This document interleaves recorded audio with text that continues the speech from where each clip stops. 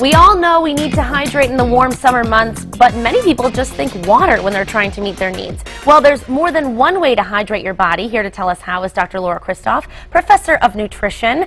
Always nice to have you here. Nice to be here. And this beautiful, colorful spread you have. So we're talking about getting our water from more than just drinking water. Right, so it's really important to hydrate in the summer, especially if you're working in the heat, if you have a high sweat rate. You know, some people sweat a little bit more than others, but you don't have to do it just through drinking water, right? You can do it through eating high water foods as well. So all the foods that we'll talk about today have over 90% water content. So the classic one is celery, right? So we always hear that celery burns more calories than it contains, right? People always say celery has negative calories. That's really because it has such high water and fiber content. Both of those things are really important, you know, for health in a lot of different ways. So that is true? Well, you know, there's a few calories in celery. So if you have a cup of chopped celery, there's about 10 to 15 calories that are absorbable in there, but you know, you could argue that it takes a little bit more energy than that to actually digest the celery. So sort of a myth, sort of a fact, somewhere in between. But either way, you can feel good when you eat celery. Right, and totally. know that it's really good for you. Exactly. And also on that plate there, you've got some cucumbers, which we know also. Yeah, so cucumbers are super hydrating. You know, they're actually a great one to add to things like smoothies or even put in water.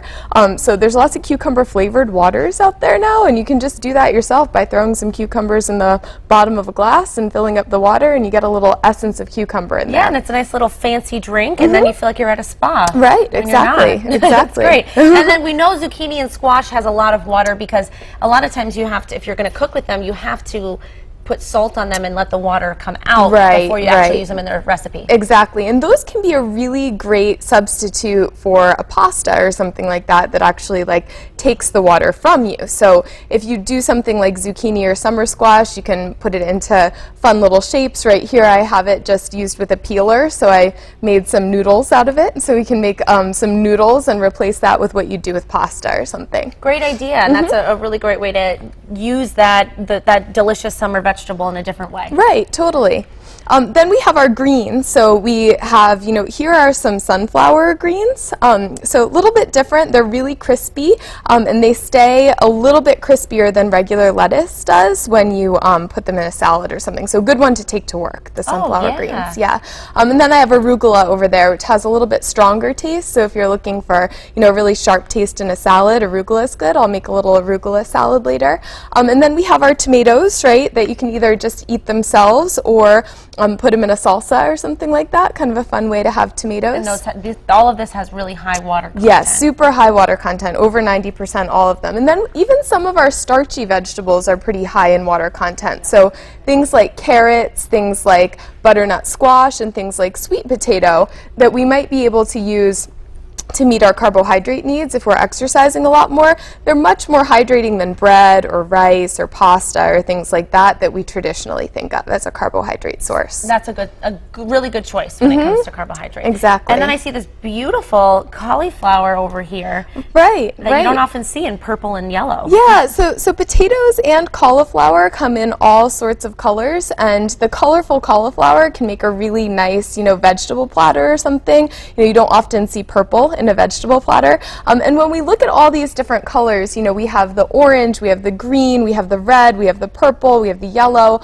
Each color represents some different nutrients and different phytochemicals. And the phytochemicals are these pigments in plants that will really help us prevent things like cancer and cardiovascular disease. So it's important to make sure you're getting at least half cup of every color each day. So it's not just about, they say to eat the rainbow, not just because it's good for you in terms of, you know, eating the right amount of vegetables and fruits every day, but also because it helps you to fight off all those things that we're constantly trying to prevent. Right. And with phytochemicals, there's not actually a recommendation for them yet because we don't know enough about them yet, but we do know that they have these chronic disease fighting properties in them. So really aiming for about a pound of vegetables each day and making sure you're getting about a half cup from each of these color categories can be really helpful. And it's good to know too that you're hydrating as well as eating. Exactly. So you could have a cucumber, celery, and tomato salad and have your water and you'll be good to go. Yeah. Just keep on eating that all day, you'll be super hydrated. Right, definitely. So that's when it comes to vegetables, but it's not just vegetables that have a lot of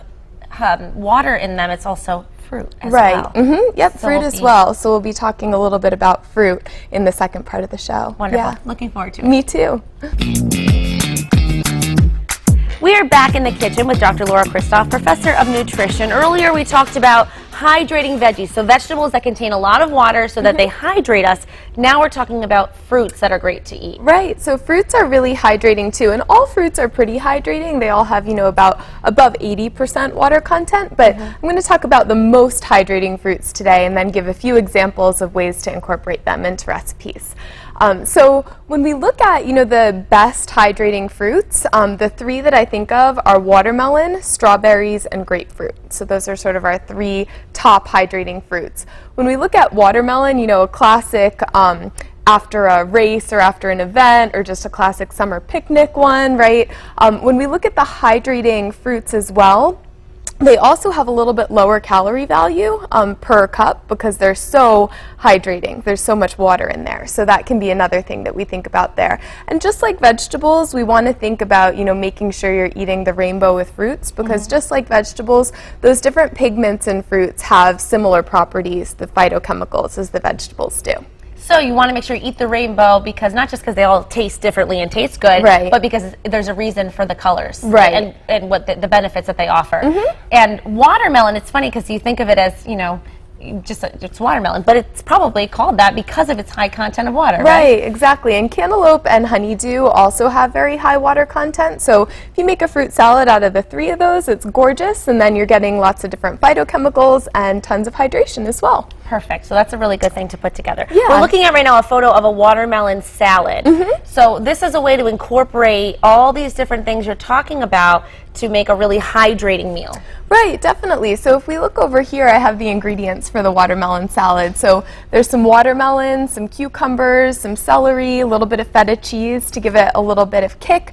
I like to add blueberries too to add one more color to it. And then I like to use just plain oil and vinegar when we look at the watermelon salad because when we're using regular dressings are usually really high in sodium, which actually causes you to retain a little bit extra water and become dehydrated. So we want to make sure that, maybe you're using just oil and vinegar, and I wouldn't be afraid to, maybe spend a little bit more on that oil and vinegar and make it really high quality because then you need a little bit less of it too. Right, and it's got so much flavor in it that you don't need to put a lot. Right, because exactly. it's so rich in flavor. So this is a really great recipe, and it's amazing how everything but the feta cheese is what you mentioned as being some of the fruits and veggies that contain the most water. So right, exactly. that'll really hydrate you. And also, in addition to avoiding sodium, caffeine will also really take away. Yeah, so caffeine, the it hydration. acts as a diuretic, which means it turns off a hormone in the kidney that causes you to retain water. So things like coffee and things like alcohol, you might be, urinating a lot and it might look clear, right? And that's usually a sign that you're hydrated, but it actually is just depleting you of water from your body. So drinking a lot of soda, coffee, any caffeinated teas, or alcohol is going to really dehydrate you, and that's really, one of the main reasons you get a hangover the night after drinking or the morning after drinking a lot the night before. Typically, it's just dehydration, and they actually make a product called Gatorade AM to, hydrate you after you have a hangover.